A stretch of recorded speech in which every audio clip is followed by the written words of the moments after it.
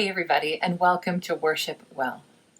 Today we're going to talk about worship in its most basic sense. We're going to talk about a little bit what worship is and what worship isn't, and in an attempt to get sort of a common denominator, not a definition, but a concept around it that we can build on from here.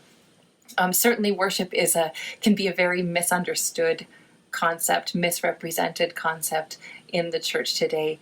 Lots of people have a lot of different opinions about what worship is and is not, preferences about the way worship should be executed, etc. And we'll talk more about those things in future Worship Well moments. But today I want to talk specifically about what worship is in a general sense at a foundational level. We talk about worship like, worship was great, worship was amazing today, oh, worship was really hard, boy, worship was a bumpy road today. Of course, we don't talk about worship like that in our church, and I'm sure you don't either.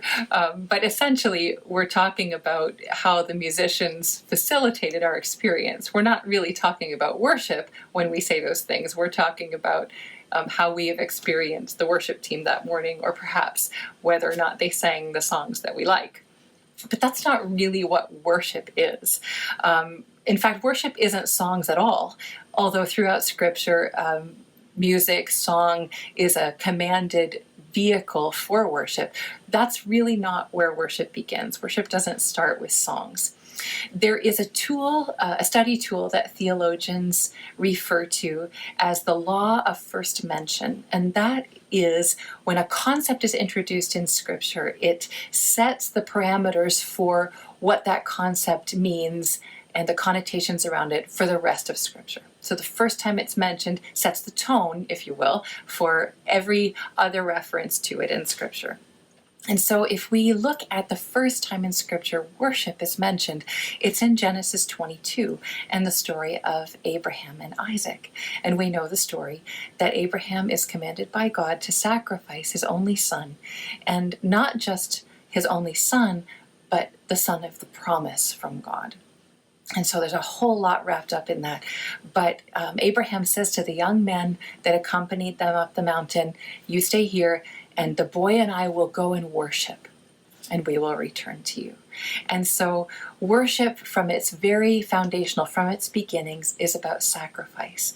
It's something that I lay myself down to execute. And so if we look at it through the lens of sacrifice, that kind of removes all of our tendencies to have preferences, to think, one way is better than another, or a certain song is better than another, or the way my church does worship is superior to the way, you fill in the blank. But if we look at worship at its most basic, it is about sacrifice, and it is how we lay ourselves down to bring something to God that gives the honor and glory that's due His name.